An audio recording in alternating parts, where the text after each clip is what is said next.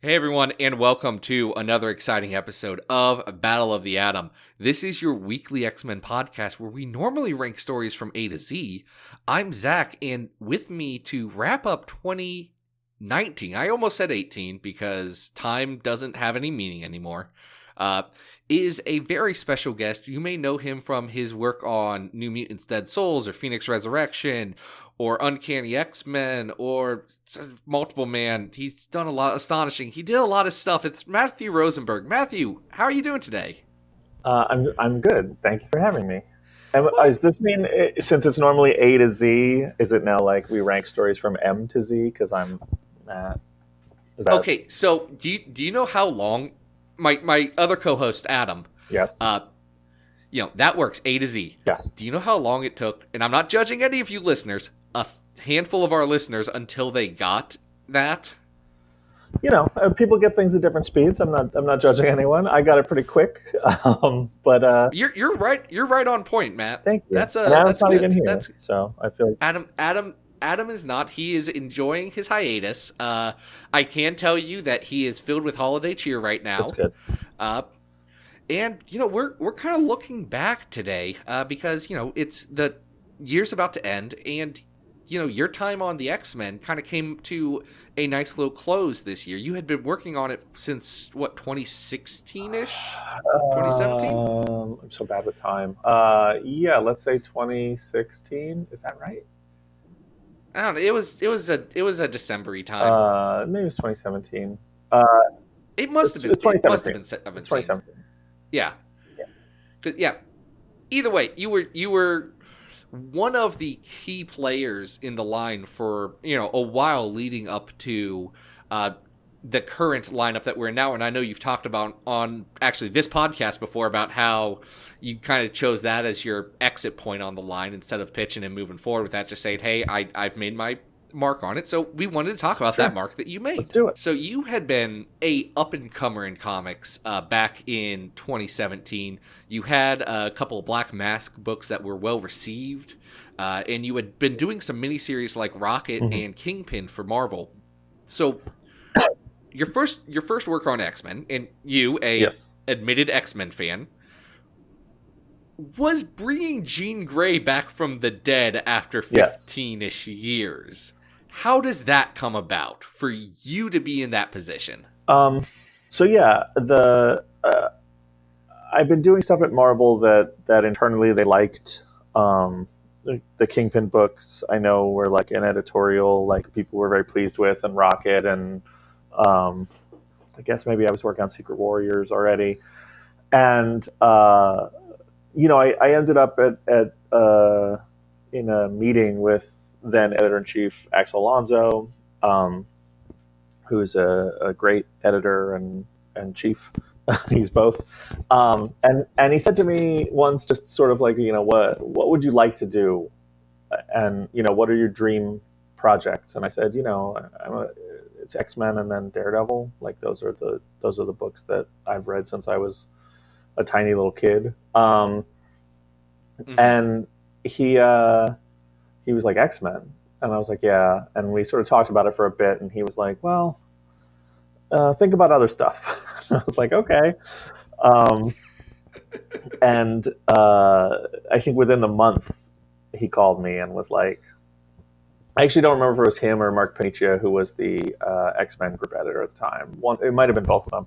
Called me and they were like, hey, so we have a project, an X-Men project.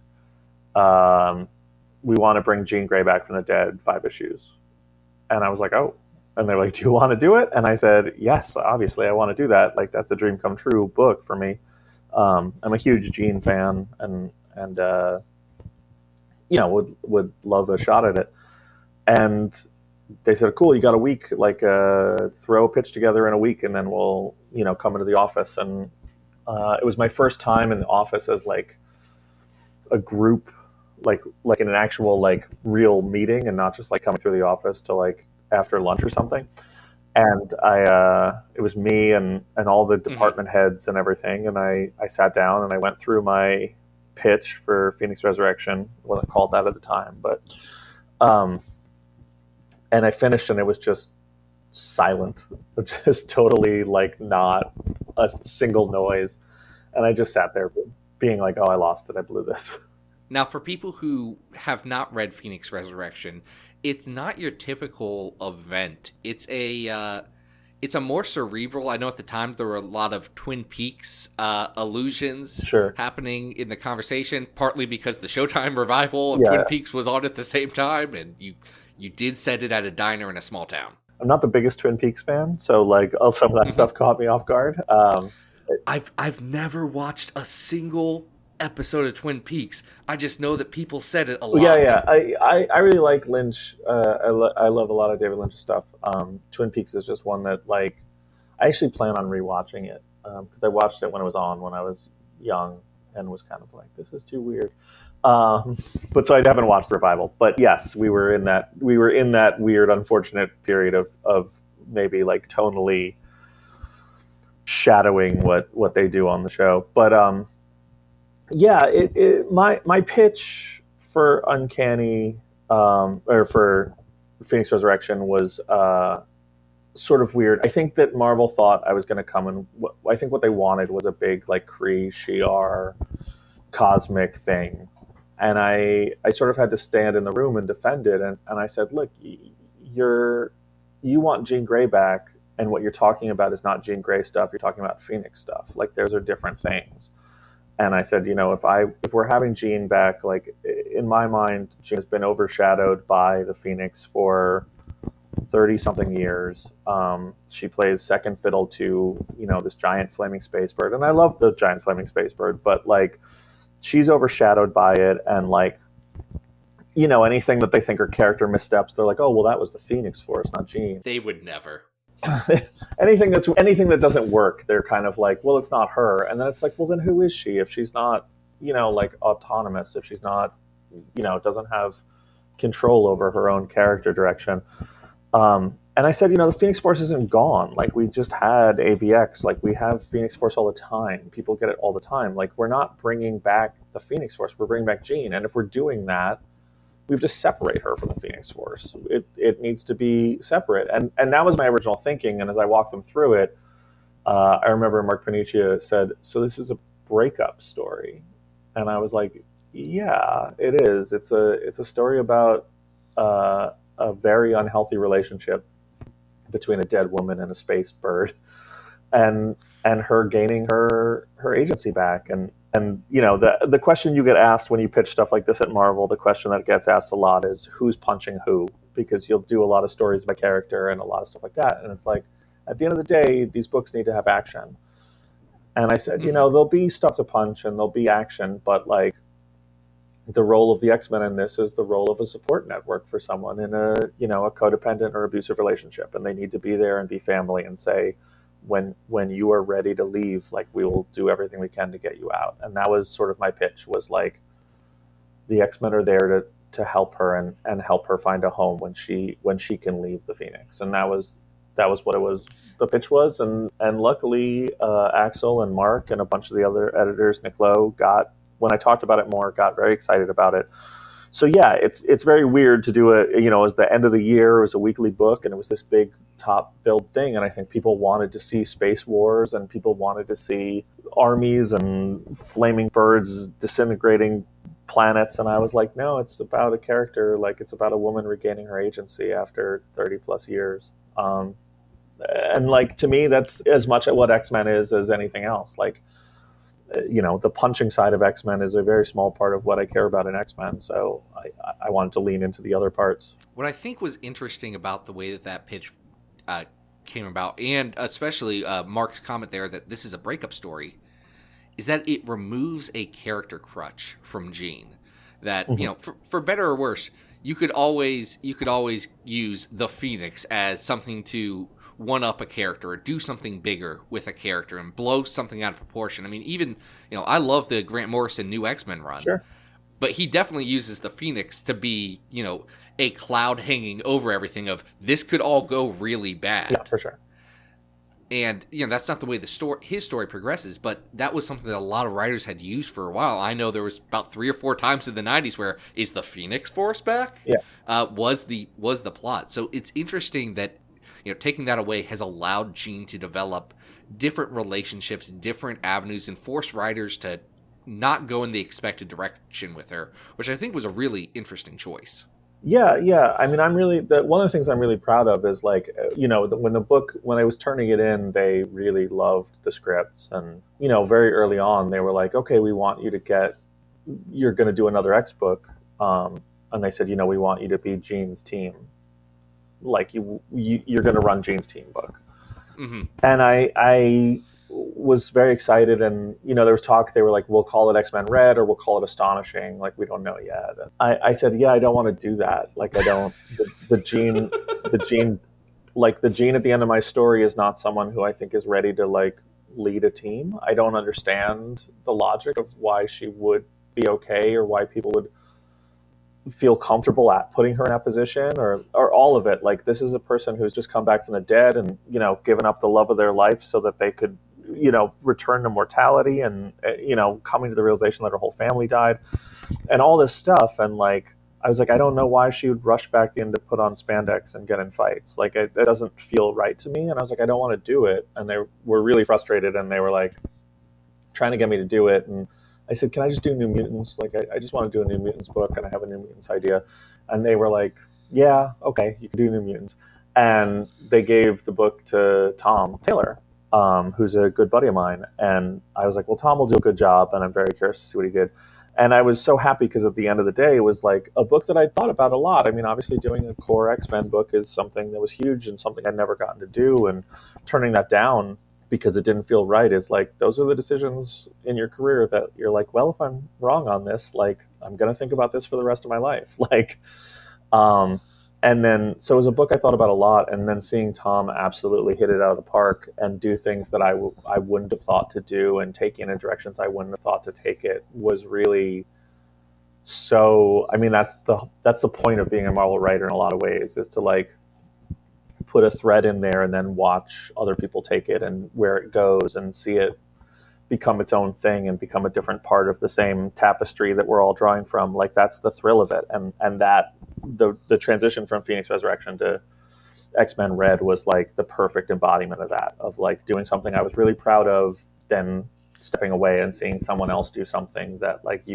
I could love as a fan, that was rooted in something I did, was so fun. Look, it worked out pretty well for everyone involved, because X-Men Red was great, and New Mutants Dead Souls, which was your next real project on the X-Men books, that one turned out pretty good. I believe we just put it on our list as the best X-Men story of 2018. I think that's where it landed. So I know for a lot of fans, it was pretty much between those two books, Red and New Mutants Dead Souls. That kind of brings us into Dead Souls. Now, Dead Souls, if Phoenix Resurrection wasn't necessarily the go-to pitch, I'm not sure, you could say that Dead Souls was the go-to pitch for New Mutants. Regardless of some of the horror elements that Sienkiewicz and Claremont brought to the book, it had always been kind of thought of as the younger book, the teen book. Yeah. And you went with a pretty different cast, a pretty different direction, and a really compelling story out of that. So what made taking the New Mutants and turning it into a serial horror book kind of worked for you? There's always a problem in the Marvel universe that, like, I don't think I'm telling tales out of school when you are talking about the age of characters, that it becomes sort of a weird bit of juggling to try and figure out how old people are. What are you talking about? Cyclops is in his mid-20s. Everyone agrees with all of the editorial Cyclops is in his mid-20s, yeah. That is, that's not how I picture Cyclops. I know that other people have a different feeling. But I remember I was like, well, I want to do a New Mutants book. I want to do a lot of the core cast. And I said, but I don't want to infantilize them. We can't sit here and pretend these are children anymore. Like, they've saved the world a ton of times. And I was like, and just in continuity, like, they became teachers and they've taught other children who are probably not children anymore. And I was like, and there are canonical issues where, like, they go to bars, they get carded. Like, they're definitely characters that are like adults. For all of it. I mean, Rain had a teenage son for a little bit. Yeah, Rain had a teenage son. I mean, like, Karma owns a Fortune 500 company. Like, these are not children. And so I said, like, yeah, I want to do something that's New Mutants, but figure out what that feeling is, because what the New Mutants book is, once you remove the idea that it's the little kid X-Men, is sort of a little more complicated. And I went back and sort of reread all of the initial run, and I think the real defining factor is, like, they're just in over their heads and don't know what's going on in a way that the X-Men kind of aren't often. Like, the X-Men are often against odds that seem unwinnable. The New Mutants kind of have a like, we don't understand what the hell's happening to us vibe. That's really fun, and I think plays into sort of the youthful feeling of the book. But I was like, that's not intrinsically tied to them being kids. Like, they could certainly have that experience in other ways. And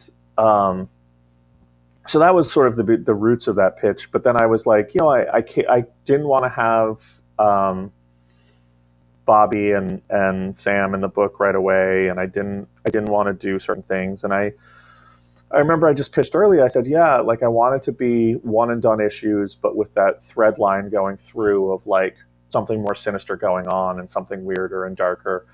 And I said, we need to figure out what they are, and they're not the X-Men. Like, they're not superheroes saving the world. They need a different direction. And so that's sort of where the pitch came from. The book is actually a weird thing because things got moved around. So, like, the first issue was not the first script I wrote, and isn't what I would launch the book with, really. So there's, like, a couple things in there that, like, feel weird to me. Like, one, it opens on zombies, which is very strange for a book, and I was like, that's not how I would have launched it. But also, like, we don't introduce them entirely. Like, we introduce them in caption boxes, but, like, you sort of hit the ground running in a way that, like, I think was off-putting to a couple people. And in some ways I like that we do that in hindsight, but at the time I was kind of like, this isn't necessarily a way to get new readers on board with this book. So I spent a lot of time sort of backtracking to make it more new reader friendly in some ways, and then in some ways not, because there's a whole things about, Strong Guys and Rain's relationship, which is going to be impenetrable if you're not. There's a handful of deep cuts in this book, which, as someone who's read a large chunk of the X-Men, I appreciate it, but I could see how, to a new reader, that could be a little hard to wrap their mind around. Yeah, I mean, I think in some ways, like, some of the things that especially when I was discovering the X-Men and sort of falling in love with the X-Men, sort of the fun of the X-Men was always, like, the stories look both ways, that they push things forward, like, radically, where it's like teams are changing and people's powers are changing and people are dying and people are disappearing, but they're also so much looking back and so much, like, self-referential stuff and things you don't understand, and, like, it really makes you, like, kind of obsessive. Like, the X-Men as a franchise, like, sort of forces you to, like, know more of what came before and know the history, and so I wanted to do that on New Mutants in some ways, and, like, really sort of embrace that, to be like, yeah, we're taking them to a place they've never been, but also gonna be looking back the whole time and acknowledging stuff that came before it. But also, the book was pitched as an ongoing, and then was going to be an ongoing series, and then part of that, I think, was tied to the movie, and we thought we'd get a bump from the movie, and part of it was tied to, the old editorial regime, and then when the editorial regime changed, there was sort of a lot of things that were like, well, things were brought up and reevaluated, I think, but one of the things was like, well, there's no New Mutants movie coming, and they were like, well, let's shelve this and then we'll relaunch it and later date. And so it quickly became a mini series when I was like, oh, we're very much in motion with this, like, very long story arc. So there's sort of a lot of shuffling of the book in weird ways that, like, I'm sort of proud of the gymnastics that me and Adam and Jordan and everyone who worked on the book did. But, like, the pitch is a very different thing than what the book is, because there's a whole thing with a different team of New Mutants who show up. Like, that's the original end of the book had an entirely different second act, really, that is, like, wildly different, that involves, Shatterstar and Richter and Sunspot, and maybe not Richter. Who was it? It was Shatterstar, Cannonball, Sunspot, Skids, like there was a whole second team going to be brought in, and like it was going to change what the book was, and like our core cast from the initial book was going to be sort of the villains in the second book. It was a very intricate kind of thing that ended up on the cutting room floor, probably for the better. But so yes, when you say the pitch is very wild, it's like, well, it's what the book isn't even what the pitch was really. That's very interesting to hear. I knew that it was intended to come out kind of simultaneously with this film that is yet to be released. Sure. But that's interesting to hear the way it progressed. So you're saying that initially you weren't going to end with them all being robot demons?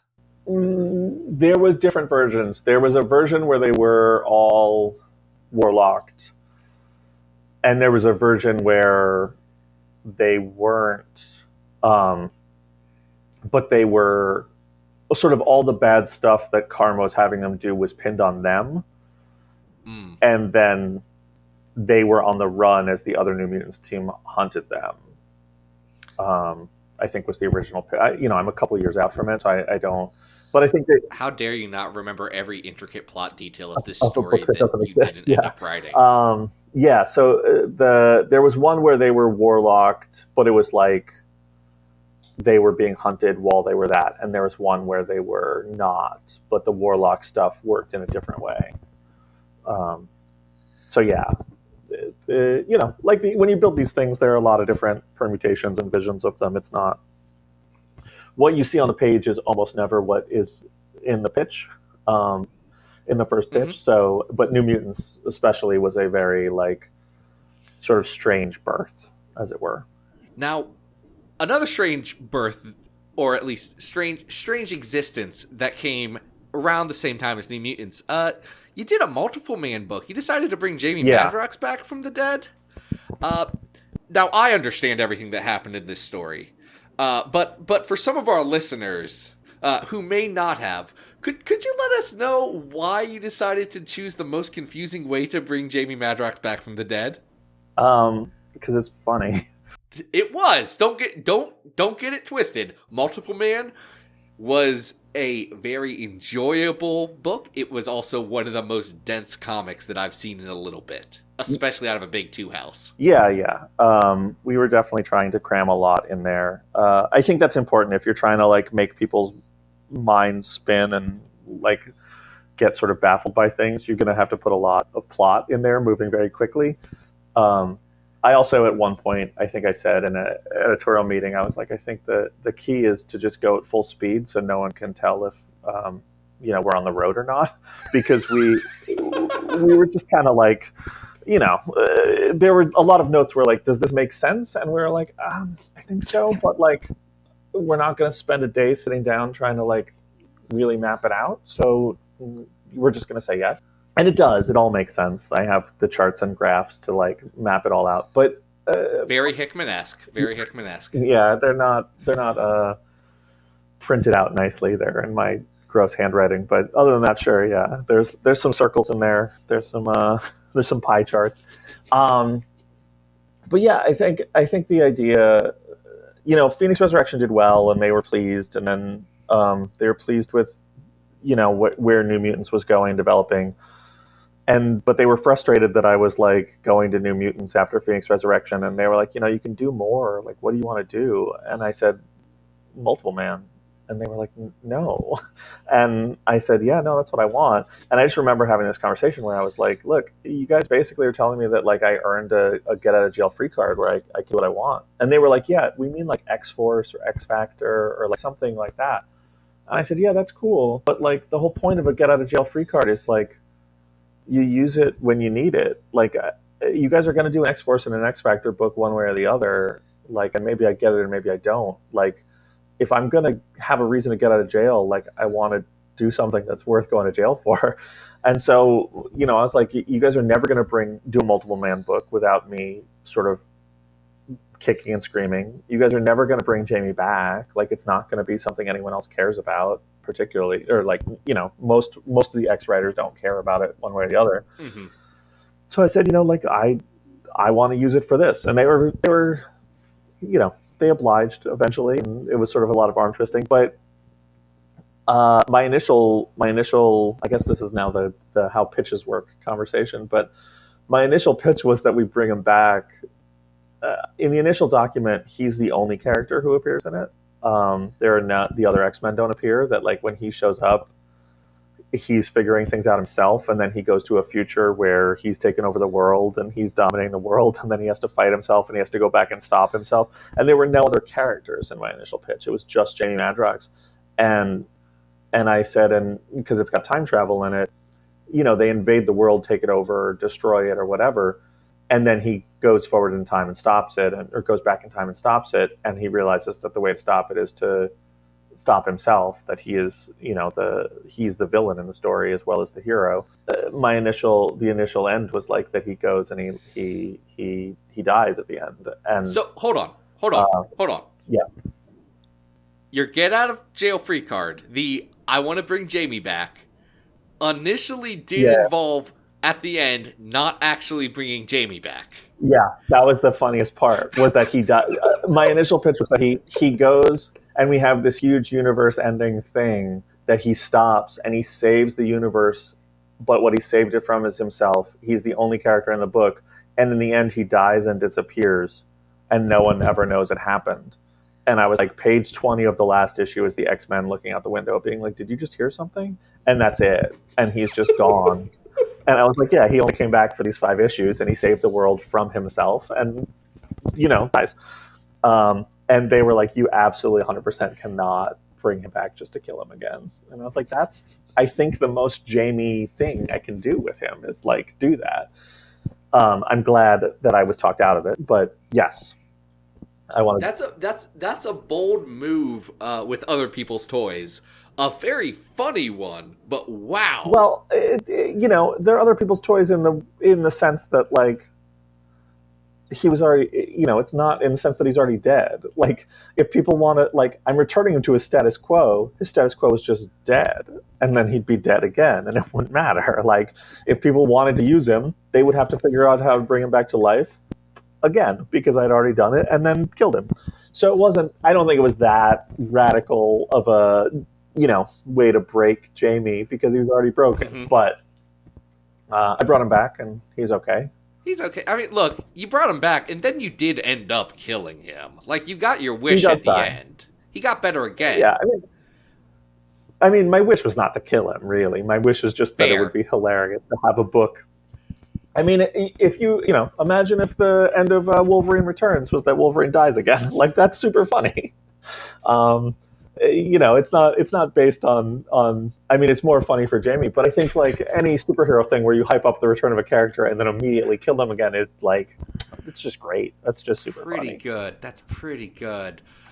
The book we got turned out to be just real gorgeous. Andy McDonald did an incredible job turning your ideas and everything into work. And really, you've been lucky with those 2 books, especially with Andy and with Adam Gorham.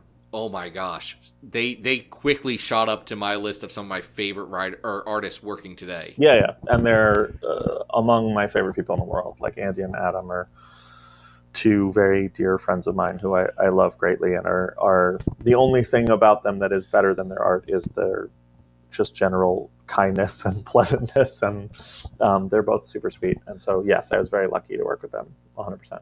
That is absolutely wonderful to hear.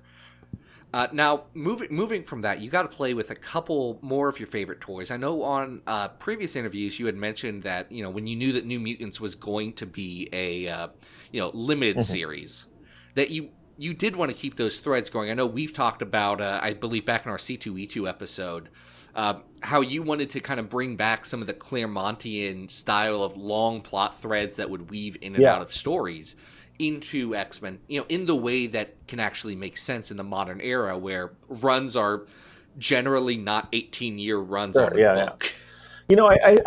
I think there's that the idea of, like, a connectivity between stories, but also, I really love the idea. I think there's a sense in fandom that is sort of I have a strong dislike for it, where there's the sense that what books matter and what books don't. And obviously the sort of like the basic idea I always say is like, well, did you enjoy it? Then it mattered. If you didn't enjoy it, it didn't. But that's, it's a semantic argument to bring to a debate. But I think the general principle of the idea is like that fans think that only the ongoing books move the characters forward in any real way. And I think especially for the generation of writers I came into Marvel with, like with Ed Brisson and Kelly Thompson and Donny Cates and Chip Zdarsky, and like all of us sort of came in the idea that like we really love a miniseries. We love a story that has a beginning, a middle, and an end.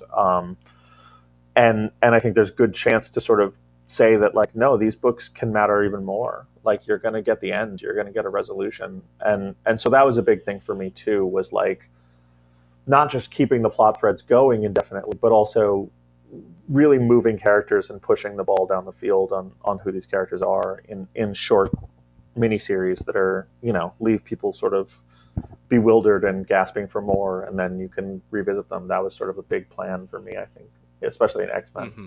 I know you had mentioned on a different podcast that one of the ways you were going to continue some of these stories is with New Mutants, initially bringing it into Astonishing X-Men, kind of dovetailing in there. And we got a bit of a cameo of that, but I know you had mentioned some things had changed kind of in the making of that. So was the initial plan to run your Astonishing kind of in line with the work you were doing on the Uncanny stuff, or where'd that go?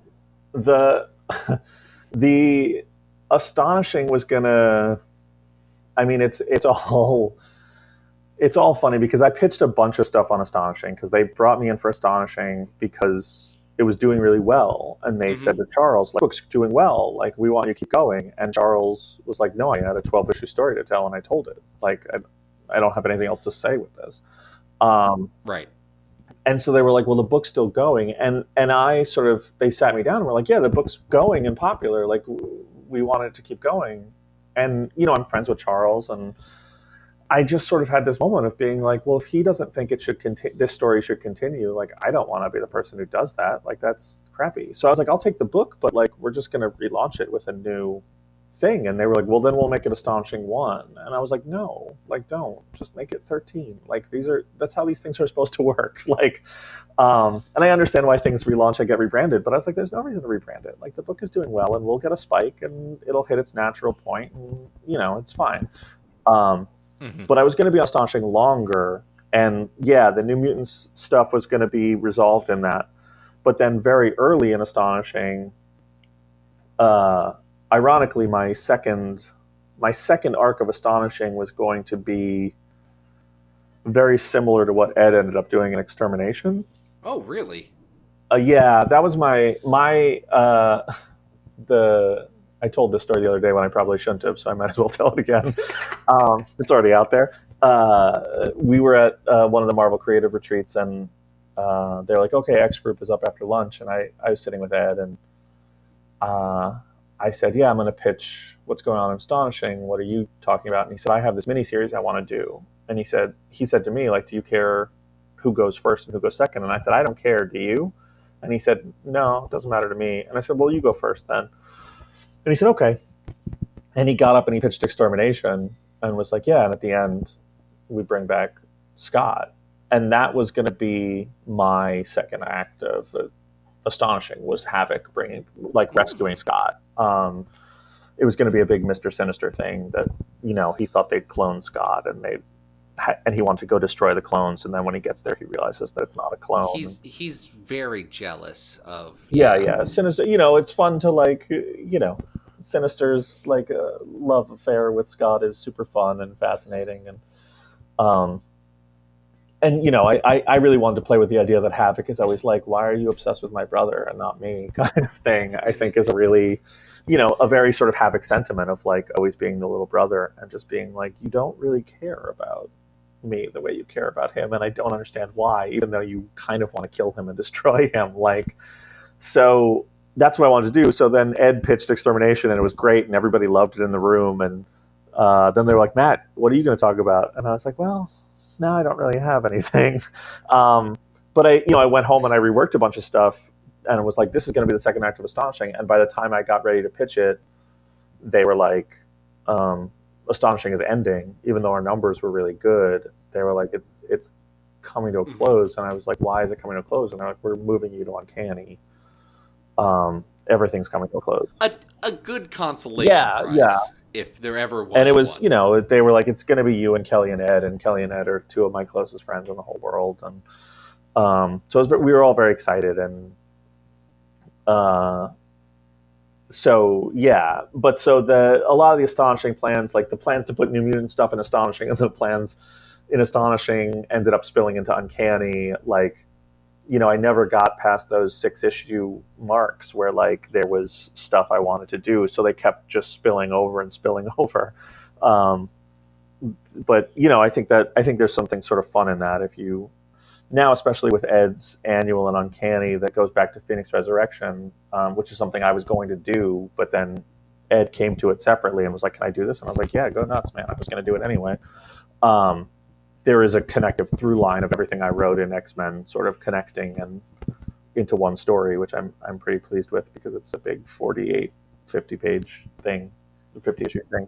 It ties into this nice little era, which is interesting as we were transitioning in and out of different timelines, trying to find a solid ground before some of the Dawn of X, all the X-Men stuff that's going on right now. I remember, talking to some friends saying, hey, you know what? It kind of organically feels like between some of the writers like Matt and Ed and Kelly, there's like this core of what X-Men kind of is now, and it feels pretty good in a way that it hadn't for, sometimes before then. There had been great creators on there that for whatever reason the books just didn't land for everybody. And it was really growing into an interesting point. It was a great direction to see it go. I know a lot of people were excited when Uncanny got initially announced with the three of you. Now, you guys got a chance to work together. You'd mentioned you guys were close friends. How was it working with that group and then having to, come up with a story that works for all of your, different nuances and the different ways you want to treat these characters? How did you guys get to a point where, this was a story? Because it doesn't feel like, to me, the Disassembled story is a story that Matthew Rosenberg, Kelly Thompson, or Ed Brisson would have written by themselves. It feels very much as a synthesis of a lot of different creative minds coming together. Yeah, I think it is. I think luckily we're also close. The three of us are really close. I mean, I pretty much talk to Kelly and Ed every day. We work together, but I think we all have different strengths. I think, and different weaknesses. And I think we were pretty honest with each other about being like, I don't like when you do this, and I really want you to do this. I could be wrong about some of it. The initial idea, I think we walked in. It was funny because they called us in, and it was very last minute to sort of call us in to pitch it. But we built it in a room that was like the three of us and a bunch of the editors. But I had been building out Astonishing X-Men. So like I had story that wasn't being used and story that I wanted to do, where Kelly and Ed like didn't have as much X-Men story just like lying around. So in the initial thing, I got very nervous because I was like, well, I really wanted to do this thing that was, I pitched it, and I said if Astonishing keeps going, it would be my second year of Astonishing, and I was like, I want to call it Grandchildren of the Atom. And it's the idea of Legion and X-Men going to war, like the most prominent X-Men's children who are much more powerful than any of the other X-Men, and they're tearing the world apart. And for the first time, you see the X-Men kind of experiencing the same sense of terror and fear from what mutants can be that we see in like the random civilian who is running, and what it means and how they sort of face that idea of just like, like some of them having to face the fact that it's like, we are dangerous. Like this is a dangerous thing that we can do. And like, and what that means and how to embrace that and how to still be a family and how to take care of your kids. And basically the idea of like, what happens when the next generation moves past you and beyond you. And so that was something that I had, and we were going back and forth in the room with a lot of stuff. And I threw that out there, and I think everyone really responded. What I wanted to do when it was astonishing and what we ended up doing are radically different, and that's because Kelly and Ed came in and made it much better. Well, yeah, Ed put Glob Herman in a starring role. He did what he does best right there, and it made everyone happy. Yeah, Ed put Glob in it. Kelly made sure we didn't kill Honey Badger. So everyone was doing their thing. That's a classic X-Men writers, Uncanny X-Men writers slack, because Kelly for some reason thought we wanted to kill Honey Badger when neither of us wanted to do it. I would always be like, leave Honey Badger alone. So we kept just like writing the titles of scripts as like the one where Honey Badger dies, even though there was like never an intention. Like I like Honey Badger a lot. But Kelly is very protective of her. That makes a very good joke that Brisson had in Extermination even better. Because that made it into a comic right there, and I have to imagine now that was very intentional. Oh yeah, I think a lot of especially me and Ed's. I've been friends with Ed for like almost a decade, and so there's a lot of things between us where we will definitely take shots at each other. He's blown up my favorite restaurant in 2 issues, and I've blown up his favorite restaurant in 2 issues, and it's sort of an ongoing... That's beautiful. That's incredible. Yeah. If anybody ever comes to New York and wants Thai food, Thai Select by the Javits Center is Ed's favorite restaurant, and go there, fill it up so he can't get a table. That's all I ask of you. And NYCC 2020, guys, that's your goal. Yeah, private parties every night in Thai Select so Ed can't eat. That's why there's a planet in Annihilation Scourge that gets blown up called Thai Select as one word, because it's the Thai restaurant that Ed likes to eat at. And we just do that and send it to each other and curse at each other, and that's how it works.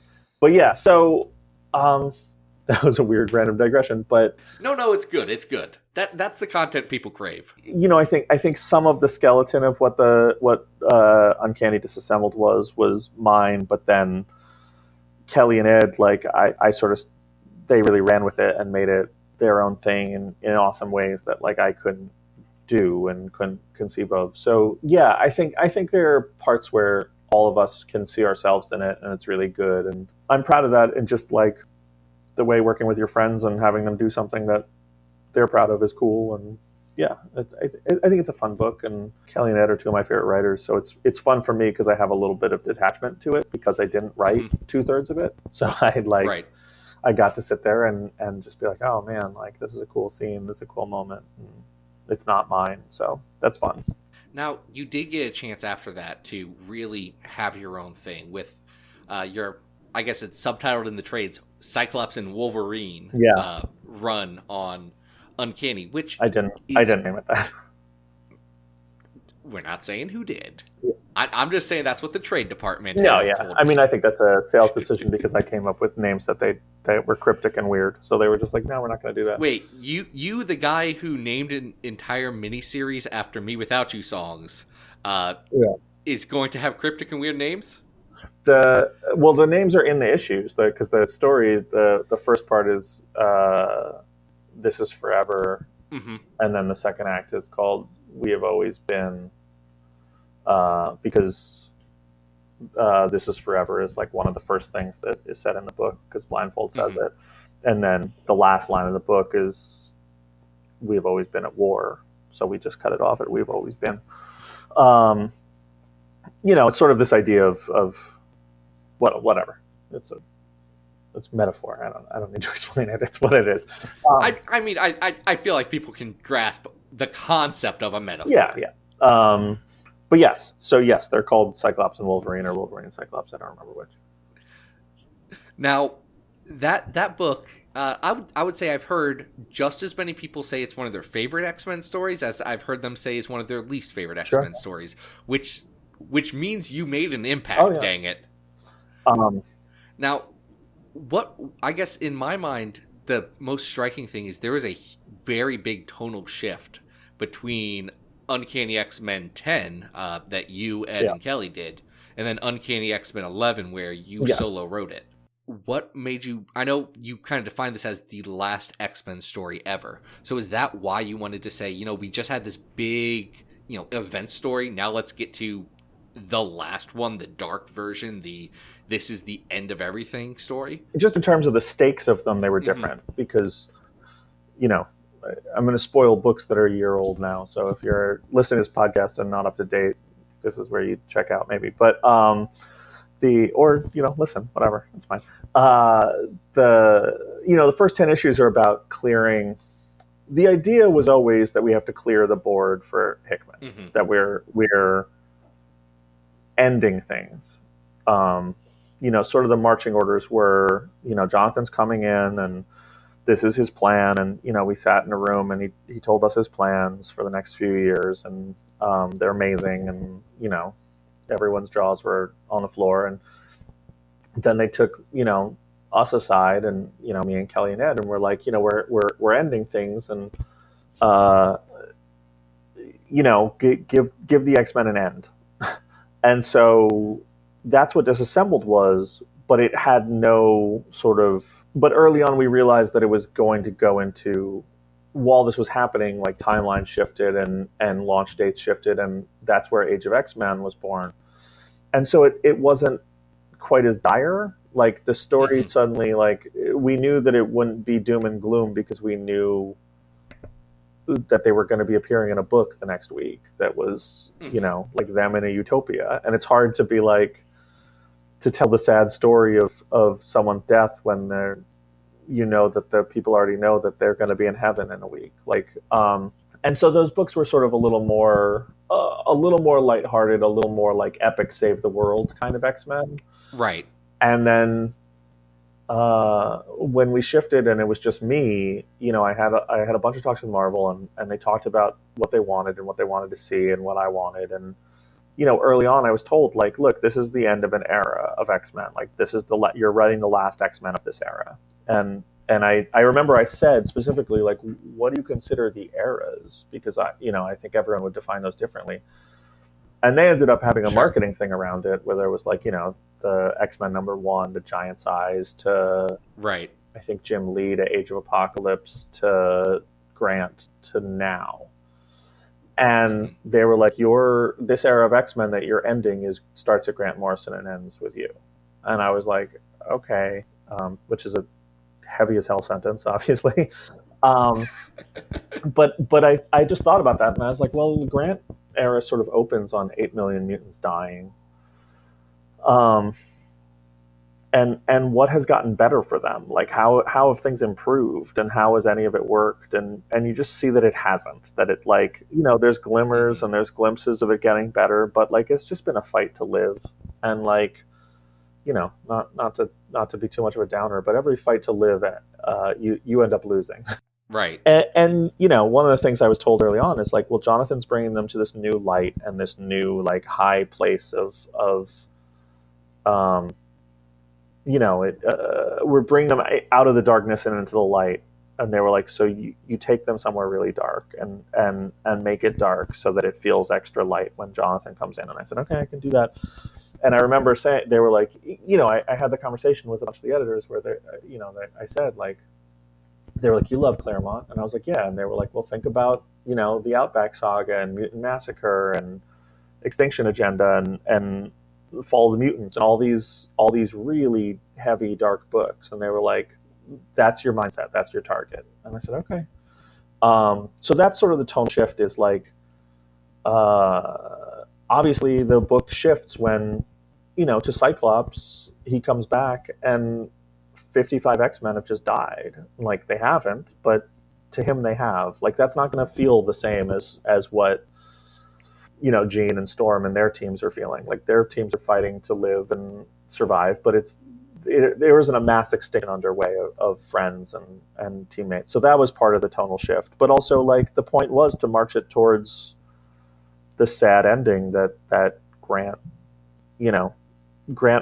started with a sad opening and then promised us a better future, and we didn't get it. Like, no one else delivered that. And so I, put it in the ground so that it could be reborn from a little seed, as it were. It was definitely a run with a lot of emotional heft to it. Oh, thank you.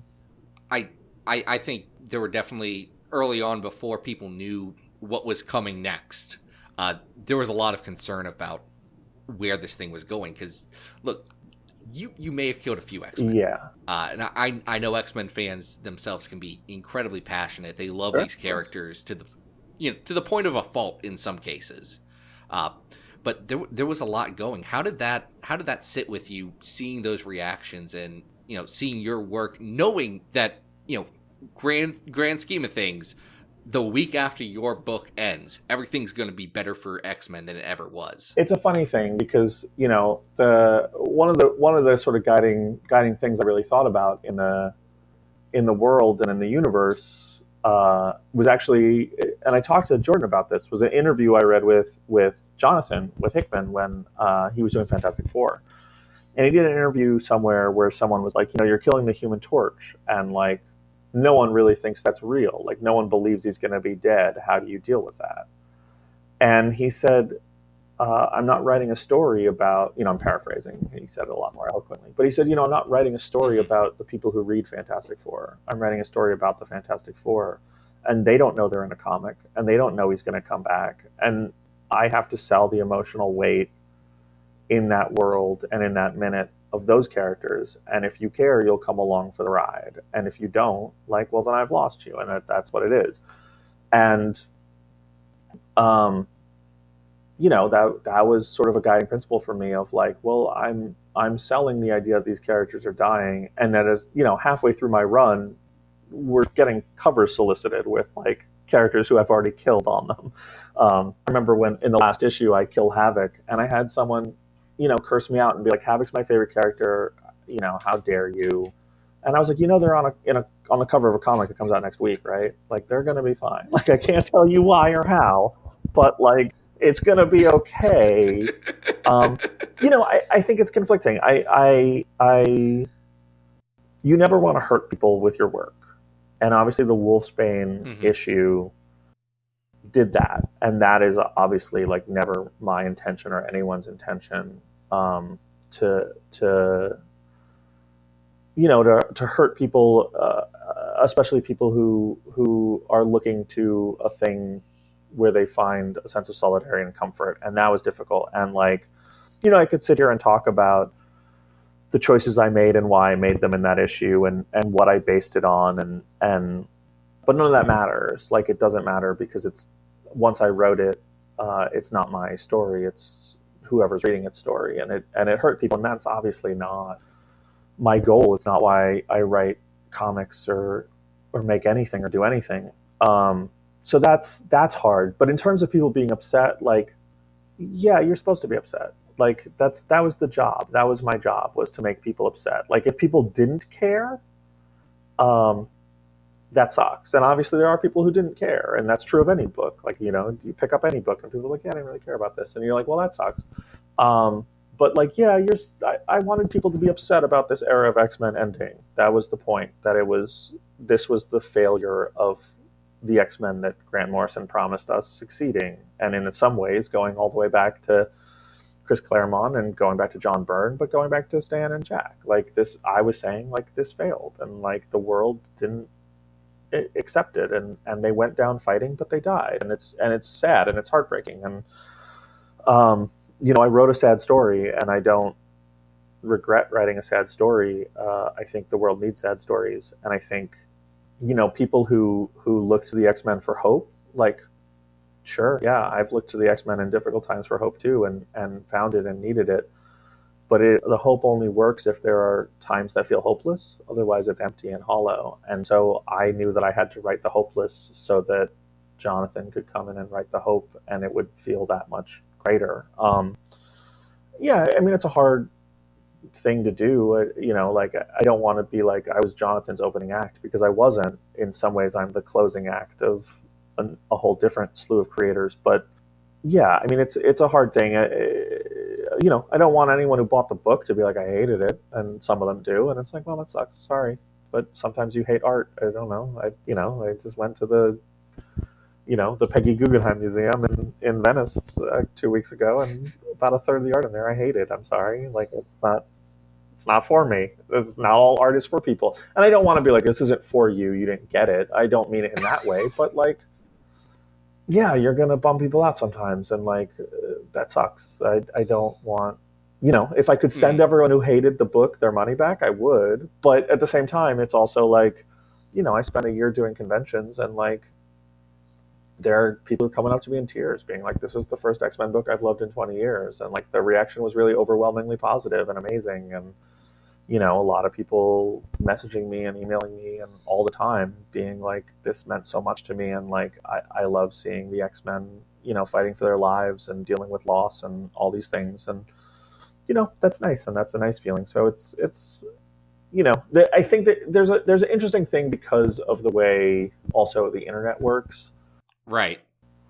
Like I had someone at a convention come up to me and be like, you wrote an X-Men book that so many people hated, and I loved it. And I was like, oh, yeah, okay. Well, I was like, well, thanks for reading. And he was like, is it weird that so many people hated it? And I was like, hey, you just waited online to talk to me, right? And he was like, yeah. And I was like, how long did you wait? And he was like, an hour and 45 minutes. And I was like, every single person on this line had my run of X-Men. Like, that's 180 people who were ahead of you waiting, and all of them being like, I love this book. So like not everybody hated it, and like you don't want to be like, dude, people actually liked it or whatever. Like it's not a popularity contest, but it is interesting because it's like, the book sold well and consistently. Like Hmm. we it sold well, and people, like retailers loved it, and for the most part, and I have a lot of fans who really loved it. And like when people don't like it, you have to be like, well, some people did, and like the things that you like, maybe those people don't like, and it's okay to have stuff for both groups, and it's okay, and maybe there's stuff that everybody likes, and maybe there's stuff that everybody hates, and yeah, it's art. I don't really overly concern myself on it, even though I've just been talking about it for 10 minutes. No, that's good. I'll tell you. I think a lot of it was, what you're saying is there's people who loved it and hate it, which the way I've always seen it is Yeah, there's heavy emotions there. It's swinging one way or another, and the problem with some online stuff sure. is that it amplifies any sort of heavy Yeah, emotion just to the next level, uh, which can sure be it can sure be an impact. I know that's been something that I've been really thinking about as, you know, I've been talking about X-Men Online for a little bit now and trying to yeah, see how those things fall out. What I do think is good about that run is it brought a lot of interesting ideas to the forefront. It really was a capstone on this is the end of the X-Men, and going back and seeing that stuff and what the teams were mhm, doing with Age of X-Man yeah, in the meantime, all of it, as a closing act to one era of X-Men, fading into another era of X-Men, I am so appreciative of the different ways that the different teams said, okay, how do we sum up X-Men? How do we put a bow on it and say this is what we did and this is what X-Men was for a while. Now it's going to be yeah. something I mean, different. that was it. Like this is, when you write at the beginning of a story, this is the last X-Men story, that's not true. But the sentiment of saying this is the last X-Men story is, one, you want the characters to feel it, and like this is the fight for our lives and we're not going to walk away from it. But also like what the X-Men is now is fundamentally a different thing. And it's great, and I love it. I love what Jonathan's doing. I love, a lot of the X writers are very dear friends of mine, and I love their books a lot. And I think some of the best stuff is still to come. But it's a very different thing, and like I was very much broadcasting like this is an end of an era, and it's interesting now because a lot of people, like I've had so many people who were like super angry or upset online, yelling at me and frustrated about like the general tone and the darkness of it, come back and be like, Hmm. oh, the number one question is like, did you know what Jonathan was going to do? And I was like, yes, he was working on it before I was working on it. Like he was working on Hawks and Pox while I was still on when I was starting Astonishing. So like, yes, I knew what he was going to do.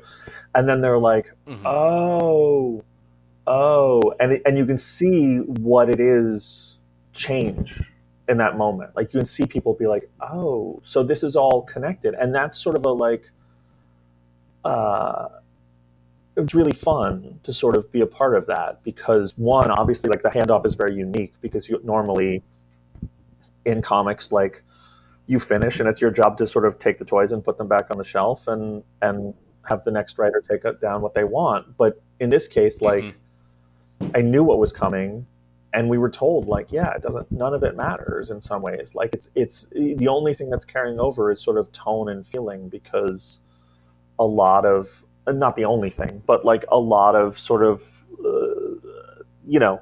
I don't want to get too much into Hawks and Pox stuff because I'm not going to spoil someone else's story, but like there's a sort of reset button built into it in some ways without actually rebooting the continuity of the universe. And so we had this immensely freeing thing, but it also allowed us to set the stage for them for the Hawks and Pox teams.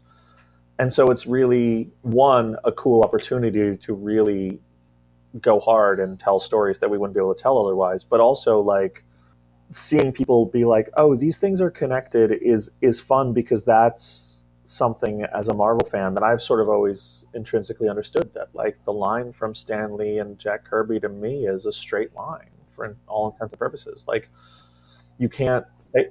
I'm sure that's not an intimidating line at all. No, I mean it's intimidating every single day. It's brutal, but like the same thing can't be said at DC. At DC, it's like, well, there are reboots and there's different universes, and obviously, like the DNA of the Superman creators and the Batman creators is there, and their fingerprints are all over it. But like, we're writing a straight line from like, Magneto and Eunice the Untouchable and these characters to today, and like, it's watching people realize that it's like, oh yeah, this is all one story. It's not. You're not talking. Seeing people go from the micro to the macro of what the X-Men is like really fun, and being a part of that is really sort of engaging. And watching people who like didn't like something sort of go back and reevaluate it and be like, oh, it was this so that this could happen, and be like, oh, it is really cool and invigorating. And I really like that. It's something you can only get in comics, so I enjoy that. Now, as fun as X-Men comics are, and I sure do love them, you have kind of closed the book on that for now. Is that correct? I'm not writing any of them. I still read them. What are you spending your free time with now? Now that you don't have X-Men stuff to deal with, what do you got going on, Matt? Well, that was a very good setup. Thank you. I do what I can. Yeah, you're so professional. I love it. I am writing a book called Hawkeye Freefall, which starts January 1st. Now is this Hawkeye the girl with the thigh cutouts who's very good at shooting arrows? No, it is the guy with the full pant who is very good at shooting arrows. Is he still a professional screw up who we all love and whose Christmas story I have to, as we're recording this, read in 2 days as is tradition? Sure.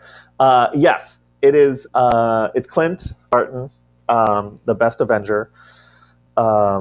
As he goes on an adventure, it's sort of, obviously with Hawkeye, it's a very tricky book to navigate because Matt Fraction and David Aja's run is so iconic and defining and unique that you end up with this problem of like wanting to do something unique and defining and not do the same thing again, even though it was really good and it would be very easy. So yeah, we're doing Clinton. He is the lovable screw up, but also, the badass superhero. And it's him trying to struggle with his work-life balance and, maybe making the wrong choices on both ends, but also him seeing a wrong that no one else is noticing and really becoming obsessed with making it right and like charging in head first and not asking for help and being like, well, I don't know how we get out of this, but we're going to fight our way out. And so it's fully a superhero book, but it's funny and it's weird and it's about his personal life and guest stars, and yeah, I'm really excited about it. Hawkeye's one of my favorite characters, and I think it's a book that's really, after Matt Fraction wrote it, it went to Jeff Lemire, and after Jeff, it went to Kelly Thompson. So it's very much a book that's pedigree is very much weighs on me, and so I'm very nervous, but also pretty excited for it to come out because it's fun, I think. And luckily, you have the incredible Otto Schmidt kind of backing you up on this one to make it, make your vision come to life. Yeah, I mean, 100% definitely I'm backing up Otto and not the other way around. But yeah, I think if you walk out of this interview and you're like, wow, Matt's really annoying and I kind of hate him or whatever, like you should still probably buy Hawkeye because it's so good looking that like you could just buy a whiteout pen and white out the word balloons and you'll still have one of the best comics of the year. Even without my dumb jokes in it. Yeah, Otto's just amazing. Like his style and the characters and the action and just like the acting in the book is so good. I've been very like nervously sending it to a couple of my writers friends and one after the other. Like I held my breath because Kelly Thompson is such a huge Hawkeye fan and wrote such a good Hawkeye book and then wrote West Coast Avengers. And, absolutely. Kelly is a good enough friend of mine that when something sucks, she calls me and is like, hey, that sucked. And like, she called me and was like, I read it. And it was the most pregnant pause I've ever had. And I was just like, oh God, Kelly, just spit it out. And she was like, I love it so much. And that was like, to me, like, such a big deal, but a bunch of writers I really love have been checking it out and been very enthusiastic. So I'm optimistic that people will like it. I hope they will because it's something I'm pretty passionate about. Yeah, if you're listening to this when this comes out, that comes out on Wednesday. Yes. And it's going to be a very exciting time. I know I'm looking forward to it. Anything else on your plate, Matt? I know you were saying that things are a little quiet right now, just waiting to get a few things public, but you're still hard at work. Yeah. The I had a long year, as I think everyone did, and so I wanted to sort of stop and evaluate like what I was doing and what books I wanted to do, and so Hawkeye is something I've been working on for a while, and I'm very excited about. And I'm doing Force Works in February with Marvel, just because it's a book I loved and a cast I love, and so I was like, any chance to work with like Quake and Mockingbird and U.S. Agent and War Machine, I'm going to jump at because those are some of my favorite characters. So is it going to have the fold-out cover that I spent a good 20 minutes trying to figure out how to open? No, it's definitely not. I wish it would, but no, there's not going to be a fold-out. We're not going to have any foil covers. We left that part of Force Works behind, unfortunately. But yeah, it's really fun, and Juan and Ramirez is drawing it, and I'm very excited about that. And then I have a bunch of other Marvel projects that I can't talk about yet, which is always cool to go on a podcast and say, but here we are. It makes for great radio. Great radio. And then I did a book called Four Kids Walk Into a Bank with my very good friend and artistic genius, Tyler Boss. And we are doing a new book together at Image next year called What's the Furthest Place from Here, which is sort of a post-apocalyptic coming-of-age story about a gang of kids who live in a record store after the end of the world, and I'm very excited about that. I hope people dig it. Look, if it's you and Tyler, I'm sure I will at least. Guys, if you haven't read Four Kids Walk Into a Bank, it's really good. I know Matt will hate this elevator pitch, but it's like Stranger Kids, but the Stranger Kids things don't fight aliens, they try and rob a bank. Sure, yeah. And there's a lot more to it, and it's a lot better than that, but that's what gets the SEO right now. Sure, yeah. What's funny is that we launched the book the week before Stranger Things. What timing on your part? Yeah, I mean, we both just rip off the same stuff, I guess. But that was a weird second week release of a book because there were suddenly just all these articles being like, these book and this show are very similar. And I was like, oh, that's weird. I've never seen like riding bikes and playing Dungeons and Dragons. Who knew? Kids do like those things. I've never seen the show, although I've heard nothing but good things, of course. But I didn't watch it because we were in the book, and I was like, I don't want to watch something that's similar to our book. Yeah, the funny thing about Four Kids Walking to a Bank is that I have people all the time say to me like, oh, it's so unique. I've never read a book like that before. And I always laugh because when we were soliciting creators to get pull quotes, two different creators gave us almost verbatim the same pull quote. And I was like, how unique could our book really be if two people said almost exactly the same thing? Yeah, I'm proud of the book. It's a cool book. It's a phenomenal read. You guys better check it out. It was one of my favorites when I was finally able to pick up the trade. But I'll say that's about all the time we have. I know we've run a little bit long, but Matthew, I appreciate it so much. Would you like to tell people where they can find you online and plug your stuff, or not if you don't want people finding you? No, people are welcome to find me. I have my Twitter is ashcanpress, ASHCANPRESS, and I'm always on there, probably too much. And I, As we all are. and I like talking to people and sort of hearing people out and discussing things. And I'm sort of, I figure if I have it, I might as well actually be accessible and not just like shouting out, I have a new book out today. But then I also have that as an Instagram and a Facebook and all those things, and I don't ever use those. So you can go follow those things if you're interested, but I kind of don't post on them. That's great. Well, Matthew, thank you so much. Everyone else, we're going to be back in 2020. We got some really exciting stuff planned for January. I still have to finalize a few dates, but keep your ears peeled. It's just going to be on this feed. It's going to automatically pop up on your phone again. So just keep listening. But until then, guys, this has been Battle of the Atom. We hope you survived the experience.